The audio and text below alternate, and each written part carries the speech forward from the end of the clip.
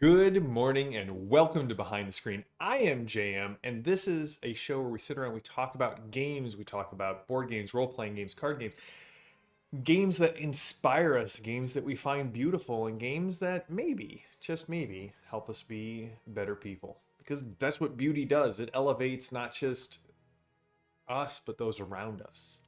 So today we're talking about one of my favorite role-playing games that honestly I've never gotten to play more than a one-shot in. But first of all, let me say good morning to everyone, to John Doom and Grom and Padre and Tink and Chris. Good to see you. I've got a lot of my players in my Savage World Crucible of Realms role-playing game that we're playing play-by-post on the Iconic Production channel. That's been going very well.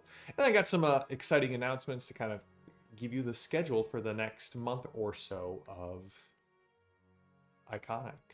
John, just because you're paranoid doesn't mean that I'm talking about paranoia. No, I am talking about Greg Stafford's magnum opus, bam, Pendragon. We're going to do two episodes on Pendragon. The first today is going to be on the Pendragon starter set, which is gorgeous. And then I got a review copy in from Chaosium. Thank you, Chaosium. And I'm going to review the full rules. Now, if you don't know what Pendragon is the Arthurian role-playing game based off Lamort de Arthur and T.H. White's The Once and Future King. This is a game of medieval Arthurian high romance, capital R and lowercase r, goodness. It is, I mean, Greg Stafford kind of considered it to be his, again, magnum opus, right? The guy who gave us Glorantha and RuneQuest, this was his game. This is the 6th edition of the game. It's the first one that, well, no, I've owned 4th edition. So I owned 1st edition, I owned 4th edition, and now I'm getting into 6th edition. And what's interesting about this game is, first off, I just got to talk. This is not a glare on my cover. This is just Excalibur glowing. Is the brightness of the colors in both the starter set and in the core rulebook. So let's look at what the starter set has. It goes for $30. So you can get everything that you see in here for $30. And it's a great introduction to the rules and to the setting. So we'll see how this. I own Excalibur and I'm going to need to go watch it as well. So you get a set of dice. Now, what's interesting about Pendragon is BRP. So it's RuneQuest, Call of Cthulhu. The same mechanics undergird those games, undergird Pendragon. But they've simplified it. It's a D20 game. So all of those percentile dice numbers are divided by 5. So instead of having a 50 in something, a 50% like you would in RuneQuest or Call of Cthulhu, you have a 10. And you're trying to roll under your statistic on a D20. And then the only other dice that it uses are D6s for damage. I've already separated these out. These are the mass combat battle cards, and you get a nice stack of them. I really hope that they're going to print out do a nice print version like they did with the Call of Cthulhu monster cards and the Keeper cards. But essentially, you create a deck based off of the units and the events that are actually going on in the mass combat. They give you your morale, they give you a little overview of the unit, and then you get the statistics on the back. Little insert for Chaosium, as well as what's in this box. So all of Chaosium starter boxes have this, hey, what's in here? So there are 3 books. The first book is The Adventure of the Sword and the Stone. This is a solo quest, this one right here, set at the tournament where Arthur draws forth his sword, and is a solo adventure. So you, as the purchaser of this box, even if you can never get anyone to play the game with you, have a solo adventure to run through, or as the GM, you get to learn the rules. Now, I've played through 4 of the Call of Cthulhu solo adventures, all of the Alone Against adventures, Frost, Tide, Flame, and Static. Still got it. And I played through the Solo Quest adventure that is available for the RuneQuest starter box. And I gotta say, Chaosium has the solo learn to play experience locked down. In fact, we're emulating it in Amboria for Strange Owl Games. Now, again, you're getting all of this for $30. So this is printed on kind of magazine quality paper. The paper in the core rulebook is much, much nicer. But let's take a look. Like, check out this art. I mean, it's a little glossy, so the art is vibrant. It's full of colors. The map looks great. It has a very medieval feel to it. Because if you've spent any time studying medieval art, you know that they loved bright, beautiful colors. John still thinks that I'm talking about Pendragon or Paranoia. I don't think we tell him what's actually going on. The second book is The Fabled Realm. So this is the rules and the setting. Again, just look at this. Look at this art of a knight slaying a boar with the hunting dogs, the chapter headers. John, I'm just glad that I don't have the echo this week. The chapter headers, and so the core of Pendragon's system, and we'll talk more about this on Thursday, is the D20 roll. But additionally, this is where traits and passions and virtues really were codified by Greg. He wanted to have this in RuneQuest a long time ago, but it wasn't until he got to Pendragon that he really worked it out. And in fact, they have taken the virtue, the trait system, and pulled it into RuneQuest now, so that all of the form runes work this way. So essentially, on a character sheet, and we'll show it off a character sheet here, your knight is going to have a number of virtues, and these virtues are always in contrast with one another. The last book is the Sword Campaign, which is a little introductory campaign for players to the game. And then you get a ton of handouts. So the handouts we have here, we have a handout on tournaments, a handout on the battle system that's actually a stapled 8-page appendix, an appendix on overland movement, on visiting a foreign court, and then we get to the characters. So let's take a look at Sir Clarion's character sheet. This is Sir Clarion's character sheet. And what you can see from this is these are the traits and passions that I was talking about. So they're always in pairs. So you have virtues on one side and vices on the other. Chastity is opposed to lustfulness. Energetic is opposed to laziness. Merciful is opposed to cruelty. And all of these numbers add up to 20. So you'll see chaste and lustful. Chaste is at 13, lustful's at 7. They add up to 20. Because between the two of them, you're only allowed to have 100%.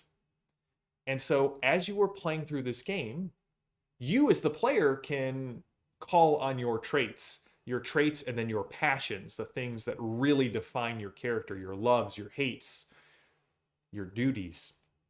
I know John Doom is laughing somewhere in Arizona, giggling because I said duty. You can call on them, and if you make the roll, you can improve your skill check.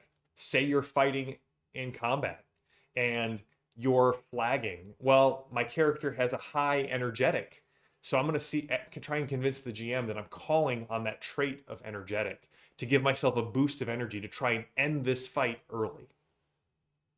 Maybe a Fey Witch is trying to seduce your character, and she has a high chastity and says, no, this is not a temptation that I'm going to give into. Maybe Um, let's see, what's another good one? Maybe you're fighting a scary monster and you call on Valorous. And if you succeed, you get bonuses to your skill rolls. Your skill rolls go up because your traits impassion you. However, the GM can also call for your trait rolls. The higher one side is, the more likely it's so overpowering that there are times where you will lose control of your character because of their passions or their traits. If you are a very cruel knight and decide to spare an enemy, the game master can say, I actually need you to roll against cruelty, because in your character's mind, ending a threat is always better than allowing one to live. Or vice versa. You finally track down your brother's killer and are ready to slay him, but your merciful is at 17. GM can say, give me a roll against merciful, and if you succeed, your character has to show mercy. Some people may not like this. Some people may say, you're taking away agency from the player. Not really. Because these mechanics are all chosen by the players. They're saying, this is the type of knight I want to be. And mechanically, the game rewards you if you have certain virtues and certain traits at certain levels. If you have the chivalric traits high enough, you get the bonus of being a chivalric knight. If you have your 7 virtues high enough, you have the bonuses of being a religious knight. There are multiple, there are Knights of the Round Table that all require traits at different levels. But also, you're playing into the narrative of the story. Read some of the Arthurian legends. The knights are overcome by their traits and their passions. They are caught between duty and honor, love and obligation, mercy, valor, cowardice, and deceit. This is a rewarding game experience that draws you in. And again, you as the player get to choose what these values are at. GM's not holding the traits over your head like the sword of Damocles. No, they're saying, how do you want to play your knight? And I will reward you for playing your knight the way you want to. So, you get 6 pre-generated knights. Oh, you get more than that. So you get, all right, we get Sir Everain, Dame Linnell, Sir Avalik, Dame Tamura, Cadwallon, not to be confused with a city in Confrontation, Dame Quenhild, Sir Asterius, and Clarion. So, for $30, you get everything you need to show this game off to your table, and a solo adventure that you can play through several times to learn the rules, or even just to enjoy that Arthurian role-playing experience for yourself. Circumference. Nice, John. I'll give you the Benny for our Friday game for that. Like most Chaosium starter sets, they've done a great job of going, what is the core experience and how do we get you and your table excited to play? Solo adventure, always a great option for players or new GMs. I want to see how this game works. Not sure if it's the game for me or if it's going to be a set of mechanics I like. Get the PDF and play through the solo rules. Or if you're doing it for RuneQuest, jump on the Chaosium site. I think they still have the entire solo quest for RuneQuest available as part of their website. But what's interesting is they came out with the Call of Cthulhu starter set first, and I think it's a great starter set. The RuneQuest one came out, and they packed, I think, more than they should have in the RuneQuest starter set. I love the RuneQuest starter set. It's amazing. But it's a chunky starter box. you're definitely getting more than your money's worth out of the RuneQuest starter box. And they hit a great middle ground with the Pendragon one. It's enough setting and mechanical information to make you feel like you really know what's going on. It's 2 adventures to help you really get a feel for what is it like playing in an Arthurian medieval game setting. Now, we'll talk about this on Thursday because I'm going to review the main book.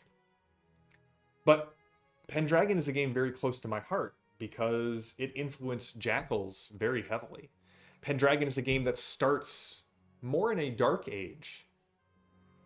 You can start your game during Uther's time or a little before Uther's time. And the idea is that Pendragon is played over generations and years. The night that you start with is not the night that you will end with, but the family will go on. This generational idea is deeply intrinsic to many of the games that Greg wrote and contributed to, like, Glorantha and Pendragon. The mass combat system is tied in. The fact that your knights will continue to gain glory and honor and pass some of that off onto their children.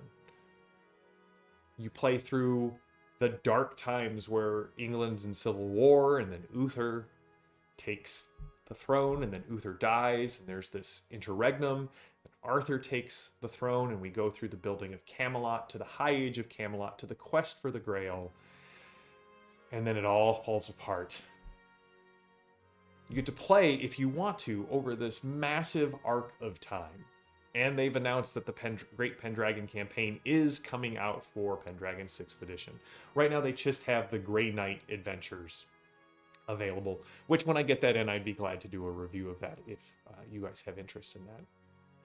But for $30, if you love Arthur, if you love the Knights of the Round Table, if you love the Excalibur movie, if you love Greg Stafford's design or just beautifully put together books, check out the starter set or the Pendragon Core Rulebook.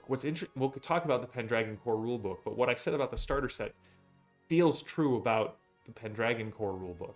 It's only 250 pages. They cut it down to exactly what you need to play and no more. So that's it for this behind the screen. I'm very excited to review Pendragon on Thursday.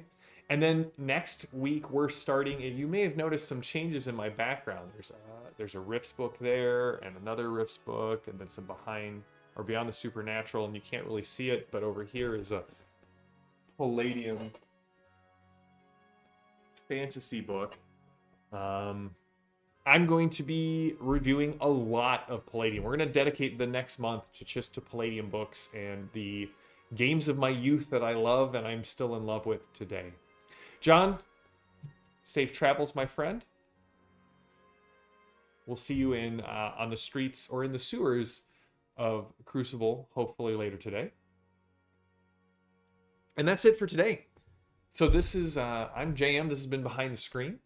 And I will see you all later. Until next time, stay safe, stay gaming, stay healthy. And I'll see you guys all on Thursday. Have a good one, everybody.